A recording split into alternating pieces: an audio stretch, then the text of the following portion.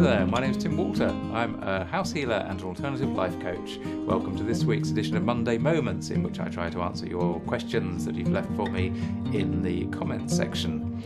So this week we're going to look at a question from Lina that is about manifesting. I mentioned in a video last week that I got manifesting down to about 2 minutes, so I could ask the management upstairs for a sign, and 2 minutes later there a sign would appear. I'm going to talk to you a little bit about that and a little bit about manifesting, the law of attraction, the law of vibration, whichever you prefer to call it, later on in this program.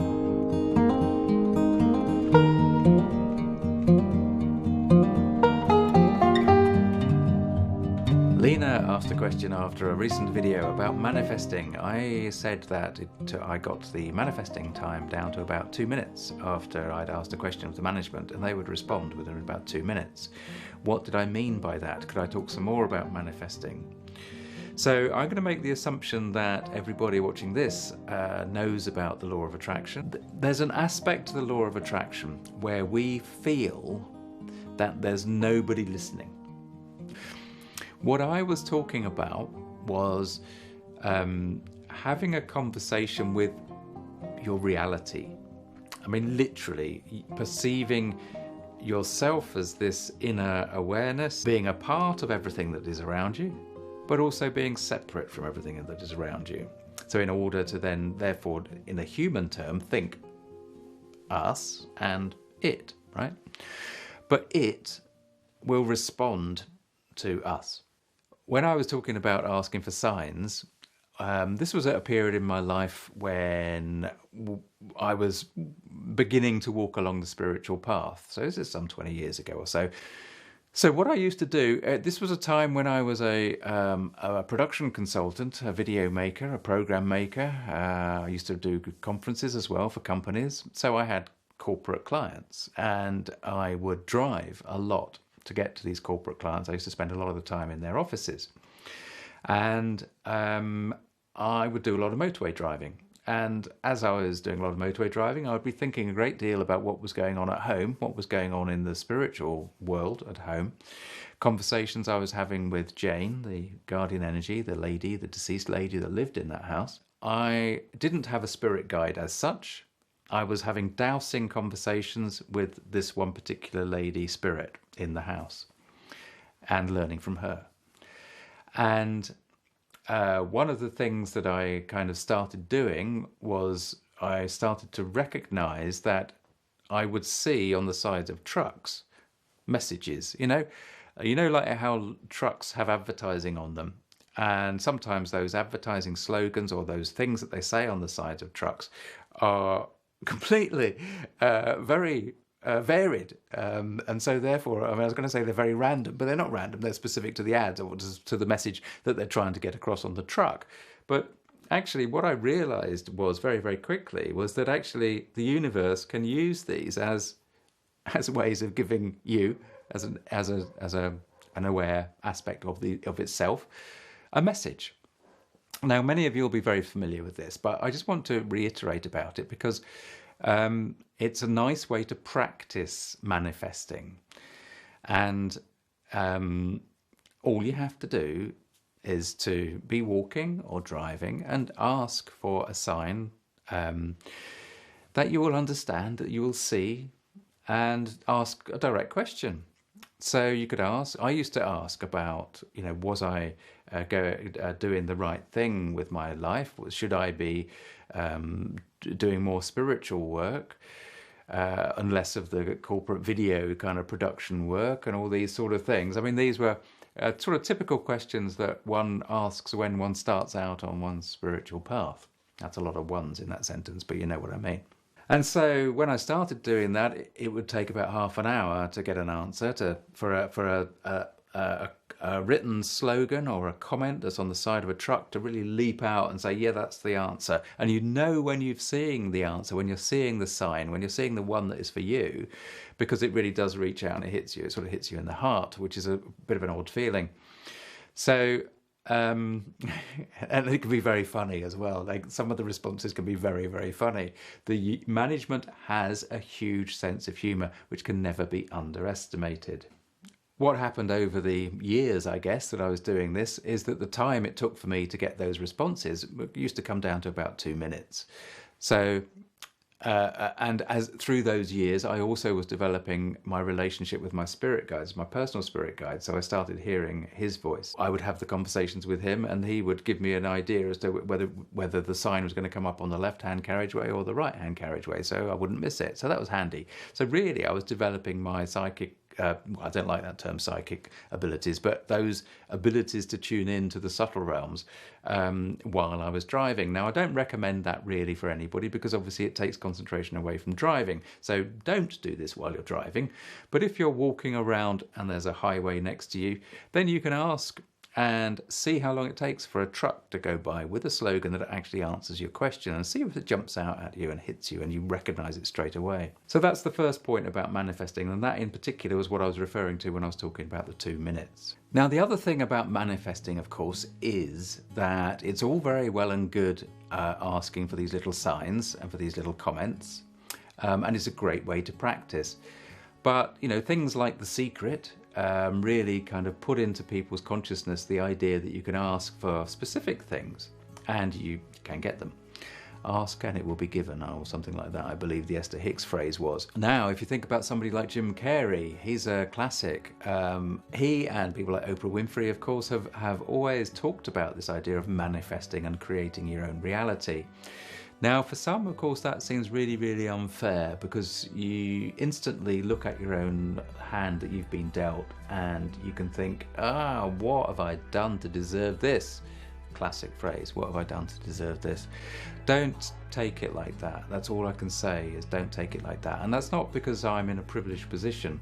I've been through some really tough times. And in fact, one of the tough times was leading up to moving out of our old house. We lived in that house, which was really, really special to us, for 15 years. But at the end, we had to get out of there for various reasons, which I won't go into now, but they were not easy times.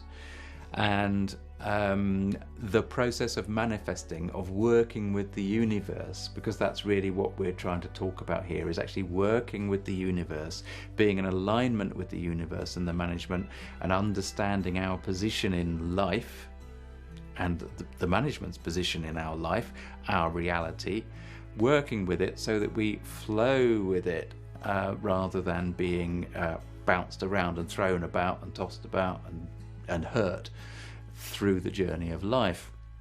So what my wife and I did some 5 years ago or so, we said to the management, okay, we're living in Gloucestershire, which is just on the Welsh borders of GB, and we said, okay, so where do you want us? We said that to the universe, which some might regard as being foolhardy, but we had the option, because obviously I was self-employed. I was bringing to a close at that time working as a video production person. I was getting bored with it, and I needed to move more towards the spiritual world. I had no idea what I was going to do or how I was going to do it, but things were moving in that direction. My wife was coming to the end of her job. Circumstance was just dictating that was not going to carry on. And so we said, yeah, come on, guys, where do you want us? We're prepared to go anywhere you like. So my wife was looking for a job, and what we rationalized was that wherever the universe wanted us would start to show up in the places that she was looking for a job. And sure enough, as soon as we'd said this to the universe, then jobs in Leeds, which is a northern town in England, started showing up, and they were the only jobs that started showing up for a little while. So we came up to the north of England and had a look round, and we found the Yorkshire Dales. My wife, around that time, drew a picture. In the process of manifesting, she said, okay, I'm going to draw a picture of what I want. So she drew a picture of a house. Unfortunately, we haven't got that picture, and I really do wish we had, because the house that we live in is so close to what that picture looked like. And although this, we've had compromises with this house, and there's a lot of redecorating that's needed, a lot of work, and we're a mile down a farm track, which is not ideal, but in a way it kind of adds to the adventure of living here, because it is actually rather special, and we're very, very grateful, and we're always grateful. Point being, you can manifest stuff. So stuff, right? But it took 5 years to go through the processes. We moved about 6 times in those 5 years.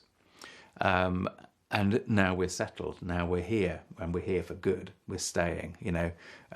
If we have our way, we'll be here for 20 years or so. So let's see how that goes. But what I'm saying is manifestation works. What I'm suggesting is that it's helpful in its best form to be in line with the management and in tune with the management, so that you're in your manifesting, you're not only doing what you want, but you're also doing what the management wants. And therefore that's part of the co-creation. And this aspect of co-creation and manifesting and working with our reality here on Earth ties in, as far as I'm concerned, very, very cleanly with a lot of the spiritual stuff that we're looking for when we're looking for things like NDEs. Now, some of you may have noticed that my subscriber count has gone up massively over the last week or so. It's gone up by hundreds of subscribers. Now, most of those hundreds of subscribers have joined because they have come across the near-death experience as told by my mentor, Hamish Miller.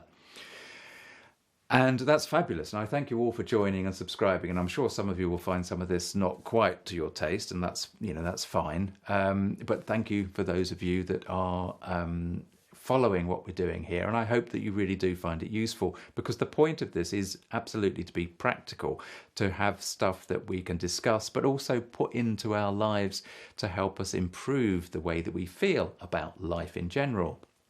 And one of the things that falls really in line with manifesting and co-creating and a spiritual outlook is actually the wider picture of Earth as it is now in the 21st century, and humanity's role in it.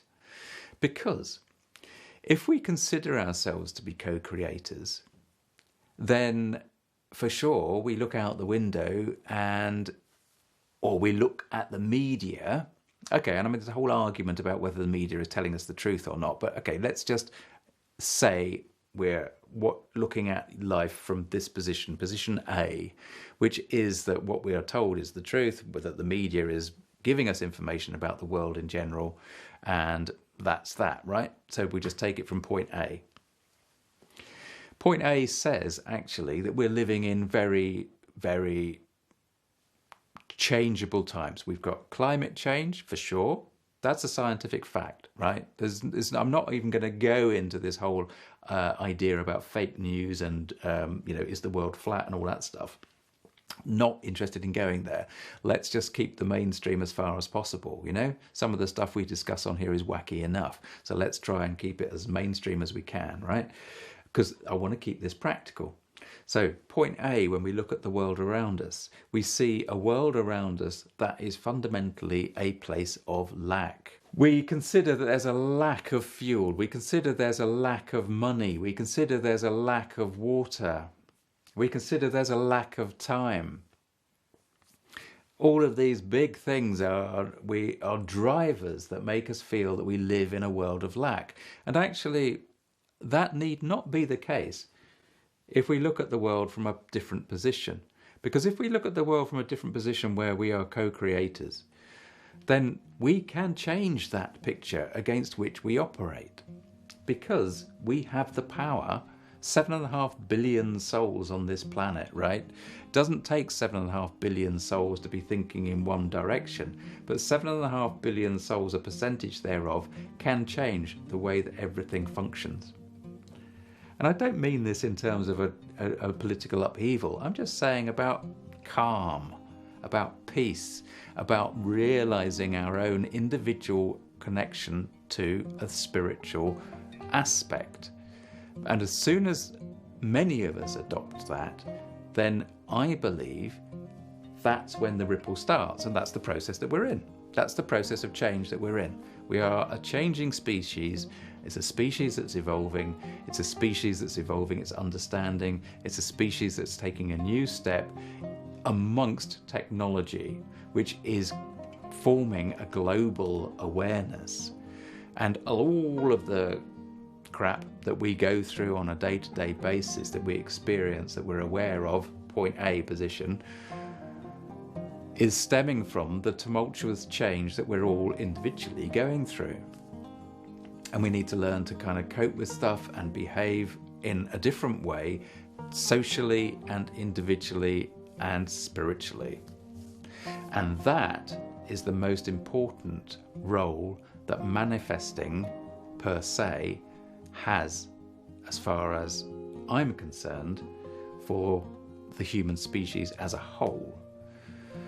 The way for things to change is one by one person at a time, because let's move that marker up here to point C.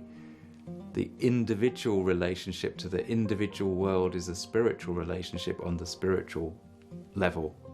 And therefore, as you change your individual world, the outer realms of that world change and reflect your own inner spiritual change.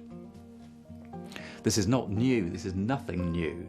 This is just saying it in different words for different people to maybe click to join the dots in their own wisdom that they've already perceived and understood. But putting it into practice is the way forward. So there are 3 aspects to manifesting. So Lina, what a great question that was. And I hope that has made some sense. Okay, see you next time. Take care. Bye-bye.